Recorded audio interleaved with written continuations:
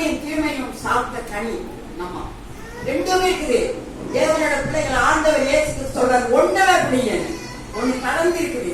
இந்த உலக மனுஷர்கள் அத்தனை பேர் ரெண்டு கடந்தவங்களா இருக்காங்க. நீங்க மாத்திரம் நன்மையை தெரிந்து கொண்டவங்களா இருந்தா அதுலையா அங்க வச்சது ரெண்டு மரம், ஒரே மரத்துல நன்மையும் தீமையும் அறியத்தக்க கனி. இது என்ன நீங்க பெரியீங்க? மனுஷன் நம்மளுக்கு நன்மையும் தெரியும் தீமையும் தெரியும். ஆனா நன்மையை கொஞ்சமா செய்யறோம், தீமையை அதிகமா செய்யறோம்.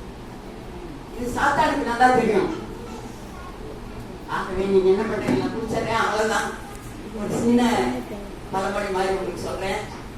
சாத்தான் மாநாடு இந்த மாதிரி நடத்தினான். நடத்திட்டு இருக்கும்போது அவனுடைய பேய்கள் எல்லாம் கூட்டி, நீ என்ன செய்யற உலகத்துல எல்லாம் ஓடி ஓடி வேலை செய்யற, என்ன வேலை செய்யணும்? ஒருத்தன் சொன்னா, நான் 24 லட்சம் பேரை ஒரே நாள்ல அடிச்சுமா வனாந்தரத்துல கொண்டேன். சாத்தான் சொன்னானா, ரைட் தான், அதெல்லாம் சேர்த்து கருவாடா வனாந்தரத்துல கிடக்குதுனால என்ன லாபம்? எவனையாவது நித்திய ஜீவனுக்கு இல்லாத போறதுல பண்ணுவியா? எவனுக்காவது கவலையை உருவாக்குவியா? எவனா குடும்பத்துல தகராறு பண்றதுக்கு உருவாக்குவியா?